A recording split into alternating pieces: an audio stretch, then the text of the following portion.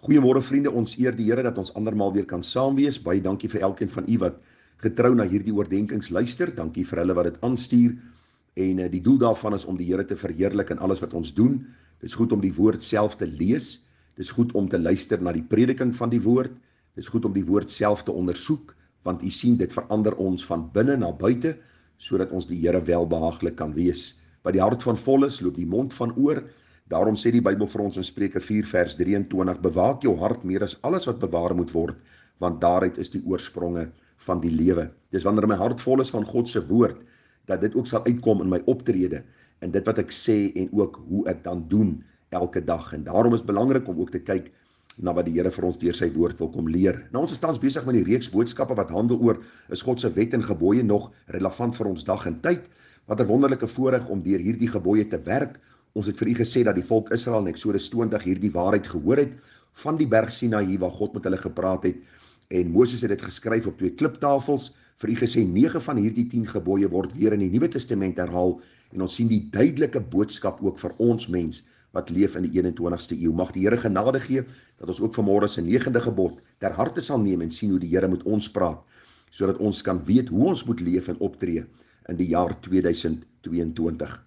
Kom ons doen 'n kort gebed saam, dan kom ons by die waarheid van die woord uit. Hemelvader, baie dankie vir u woord en u waarheid. Mag dit ons stig, mag dit ons rig en lei op die weg van geregtigheid om u te verheerlik. Daarom, Here, open ons oë dat ons kan sien die wonders uit u wet. Ons bid dit in u naam en ons bid dit met danksegginge. Amen. Nou vriende, soos u weet, is ons besig met hierdie 10 gebooie, die 4 vertikale gebooie, ons verhouding met God, en dan die 6 horisontale gebooie, ons verhouding dan met ons medemens. Nou, ons het al reeds 'n hele paar gedagtes hanteer oor eer jou vader en jou moeder, jy mag nie doodslaan nie, jy mag nie egbreek nie, jy mag nie steel nie. Vanmôre dan die gedagte, jy mag geen valse getuienis teen jou naaste spreek nie. Soos jy weet, gaan ons elke keer terug na wat die Bybel vir ons leer. Ek wil vir u gou lees wat sê die Engelse vertaling oor hierdie saak. Daar staan, do not tell lies about others. Met ander woorde, ons moenie eenvoudig net glo wat mense van ander mense vir ons sê, of moetswillig die waarheid verdraai wanneer ons oor ander mense praat en 'n boodskap deurgee aan ander mense nie. Die Heidelbergse Katekisme is die katekisme waarna toe ons elke keer terugverwys. Nou wil ek net vir u sê dat die Heidelbergse Katekisme saam met die ander belydenisskrifte, die korte begrip en die Dordtse leerreëls en Nederlandse geloofsbelydenis op ons webtuiste beskikbaar is. As u dan meer breedvoerig oor hierdie sake wil lees en meer insig wil kry en meer verse wil kry wat hierdie sake bevestig, u kan net ingaan op Weg, Waarheid en Lewe, en dan kan u net gaan kyk. Ons het die belydenisskrifte op hierdie webtuiste geplaas, en u is baie welkom om dit oop te maak en dit dan te bestudeer. Nou, ek wil vir u sê dat 'n belydenisskrif nooit gelyk aan die skrif gestel kan word nie. Dis altyd God se woord bo.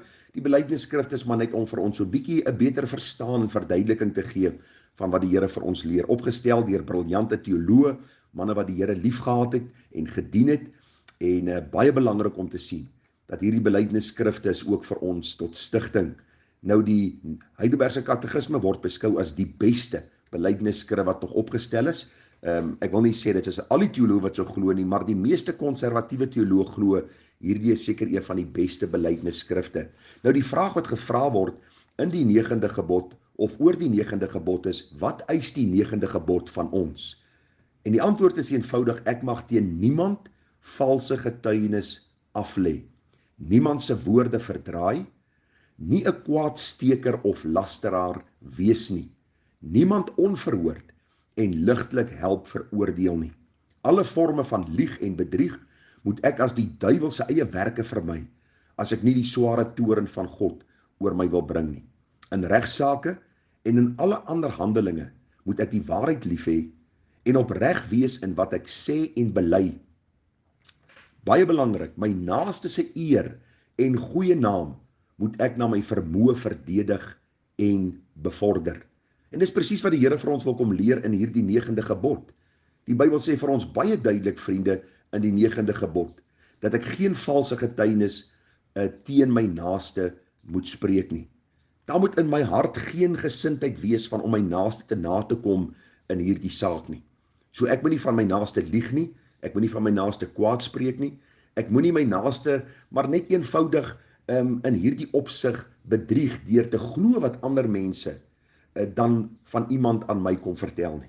Ek moes hierdie afgelope tyd agtergekom het dat mense wat saam met jou loop, mense wat vir jare lank saam met jou in die kerk gesit het, mense wat aan jou tafel gesit en eet het, maar net stories glo en dan hierdie stories gaan versprei en ander probeer beïnvloed om hierdie stories te glo. Ek het besef net in hierdie afgelope tyd hoe boos mense se harte is en dan het ek in dieselfde asem gesê, Here, ondersoek ook my hart, want ook ek sit met 'n bose hart wat gedurig nodig het dat die soetlig van die woord op my hart sal val. Hoor wat sê hierdie gebod, vriende, dis baie belangrik om dit raak te sien. Ek moet nie mense se woorde verdraai nie. Ek kan nie as 'n kwaadspreker bekend staan nie. Waarom nie? Want dit bring skade en skande op die naam van die Here. Niemand onverhoord en ligtelik help veroordeel nie. Dis interessant dat ons net eenvoudig stories van mense glo. En ek wil vir u sê, dit is die hartseer van ons tyd en die boosheid van mense se harte. En ek en my vrou het vir mekaar al gesê, dit is een van die moeilikste dinge op aarde en dis om met mense te werk. Ons self is mense. Ons sien ons eie bedrieglike harte en dan kom ons in 'n gemeente of ons kom in 'n gemeenskap en ons sien hoe mense eenvoudig net dinge sê om hulle self half te verdedig en hulle eie saak te stel en mense is lafhartig. Hulle het nie die moed van hulle oortuiging om na die ander persoon te gaan, aan sy deur te klop en vir hom te sê, ek wil met jou praat oor hierdie saak nie. In my bediening het ek baie keer ongewild geraak, omdat ek na huise toe ry en vir mense sê, luister, ek hoor jy het 'n probleem met my, wat is die probleem? En ag vriende, ek het agtergekom dat mense dan die boosheid van hulle harte openbaar, waar hulle nie die moed het om vir jou dan te sê wat hulle vir ander mense gesê het nie. En dis presies waaroor hierdie gebod gaan. Dit gaan nie oor my nie, dit gaan nie oor jou nie, dit gaan oor die eer van die Here en dit gaan oor ons naaste. Want die groot gebod sê, met die Here jou God lief hê met jou hele hart, siel en verstand en dan jou naaste soos jouself. Nou kom ons kyk bietjie vriende, as ons hierdie gebod uitmekaar trek, wat sê die Bybel vir ons? Daar in Deuteronomium 19 vers 15. Een getuie mag nie teen iemand optree in sake enige misdaad of enige sonde by enige misstap wat hy of sy begaan het nie. Op die verklaring van 2 getuies of op die verklaring van 3 getuies sal 'n saak van krag wees. As 'n kwaadwillige getuie teen iemand optree om van 'n oortreding teen hom te getuig, dan moet die 2 manne wat die regsaak het, gaan staan voor die aangesig van die Here, voor die priesters en die regters wat daar is in die dae. En die regters moet terdee ondersoek doen. Hoor nou, terdee ondersoek doen. En is die getuienis 'n valse getuie, het hy vals teen sy broer getuig, dan moet julle met hom doen soos hy gedink het om met sy broer te doen. So moet jy die kwaad dan uit jou midde uitroei. Ag, ons kan in die Bybel na klomp klassieke voorbeelde gaan kyk.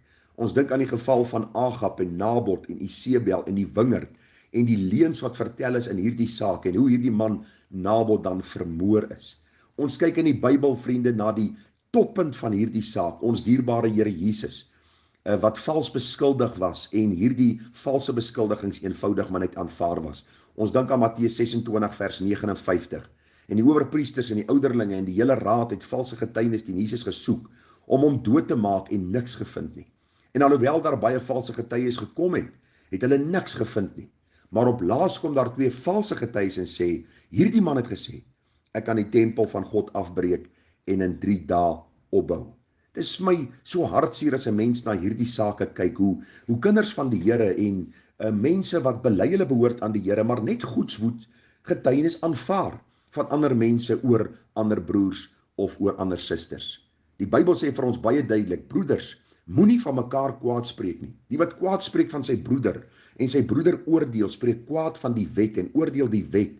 En as jy die wet oordeel, is jy nie 'n dader van die wet nie, maar 'n regter. Hoor hoe mooi stel Paulus dit in 2 Timoteus 3 vers 1. Hy sê vir ons baie duidelik, maar weet dit, dat daar in die laaste dae swaar tye sal kom. Mense sal liefhebbers van hulle self wees, geldgieriges, grootpraters, sonder natuurlike liefde en dan kwaadsprekers. Mense wat 'n gedaante van godsaligheid het, maar die krag daarvan verloon het. Hoor, keer jou van hierdie mense af.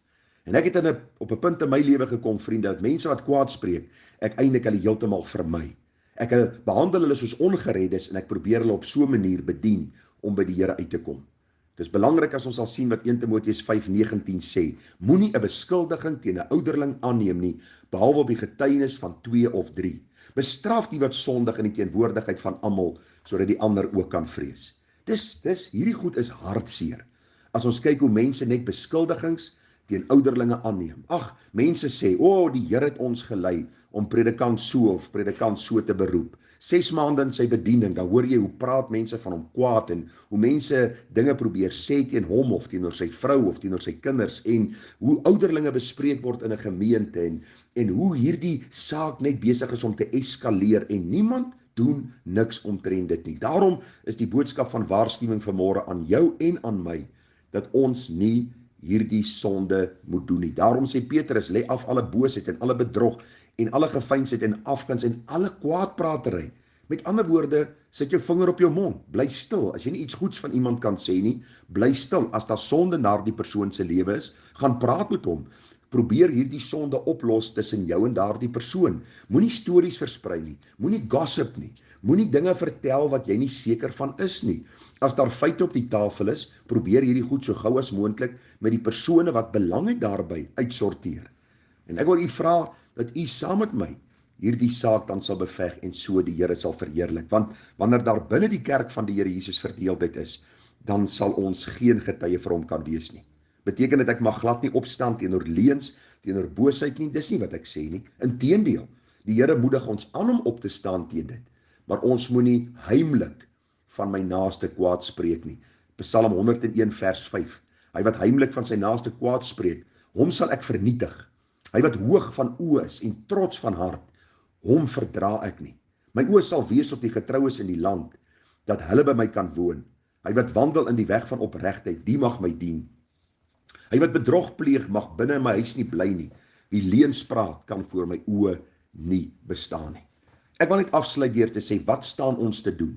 Ek gee vir u 'n paar kort gedagtes en net so 'n bietjie raad.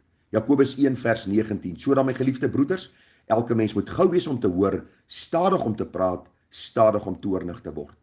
Spreuke 10 vers 19. By veelheid van woorde ontbreek die oortreding nie, maar hy wat sy lippe inhou, handel verstandig. Spreuke 13 vers 3. Wie sy mond bewaak, bewaar sy lewe. Wie sy lippe wyd oopmaak, vir hom is daar ondergang. U sien, wanneer jy baie te sê het oor baie mense, maar jou eie hart nie heeltyd ondersoek nie, is daar ondergang vir jou. Daar is hartseer wat vir jou voorlê, verdriet en moeite in jou lewe. Spreuke 21 vers 23. Hy wat sy mond en sy tong bewaar, bewaar sy siel van benoudhede. Daar wil ek u vra dat u nie haastig sal wees met jou mond nie. En ja, laat jou hart nie voor die Here van hemel en aarde net 'n woord uitbring nie. Want God is in die hemel en jy en ek op die aarde. Daarom moet jou en my woorde min wees. Mag die Here genade gee dat ons eerder met mense sal gaan praat en so die kwaad sal uitroei en so die Here sal verheerlik. Want hierdie gebod sê vir ons baie duidelik, jy mag geen valse getuienis teen jou naaste spreek nie. Jy mag nie iemand onverhoord en ligtelik help veroordeel nie. Want die Bybel sê my naaste se eer en goeie naam moet ek na my vermoë verdedig en bevorder. Mag die Here vir my en jou genade gee, mag hy vir ons wysheid gee, baie seën, baie sterkte. Daar's baie meer wat ek kan sê, maar die gebed van my hart is dat die Here u sal help om verdere ondersoek in te stel. Seën vir u, liefde, groete en mooi dag verder. Totsiens.